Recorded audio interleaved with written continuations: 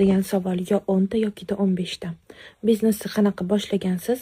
Nimadan boshlagansiz va nech pul bilan boshlagansiz? Men ko'p pul tiqmaganman. Ya'ni u pul mana tug'ilgan kunimga kelgan pul bo'lgan. Tug'ilgan kunimga $100 pul berganlar. Men u pulni kiymoqchi bo'lganman, ya'ni qishki kiyimlar olmoqchi bo'lganman. Qishki kiyimga biznesimni boshlash uchun sarflaganman.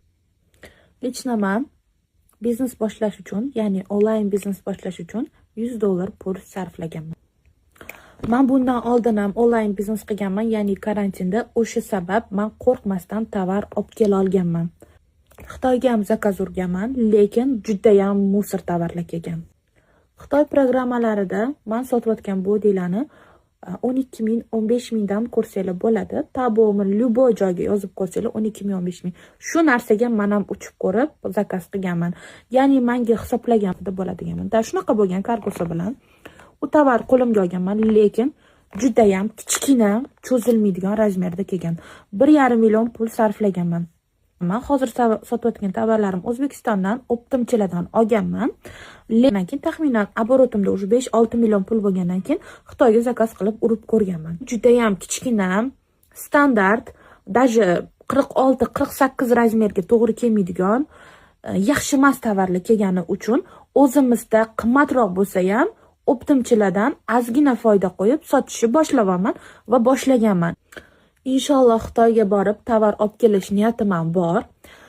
Xo'jayinim bilan inshaalloh boramiz, lekin qachon bilmayman, lekin niyat qilganman, albatta do'kon ochib tovarlarni Xitoydan o'zimiz olib kelamiz deb.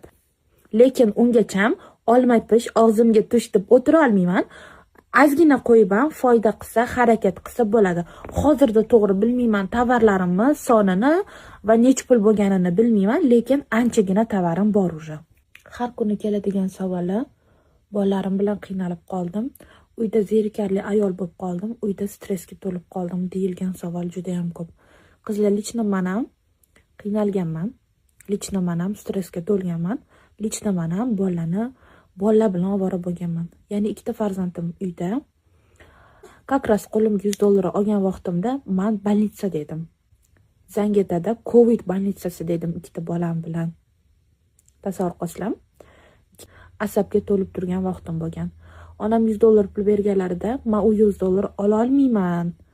Mansur oldiganlarida men o'zim uchun eng katta qilgan zo'r sarmoyam tovar olib kelish bo'lgan. Men afsuslamayman, juda ham bu narsadan xursandman, chunki to'g'ri qaror qabul qilganman. Juda ham ko'p videolarimda pulni kimdan olganimni aytganman, yana takroran bundan keyingi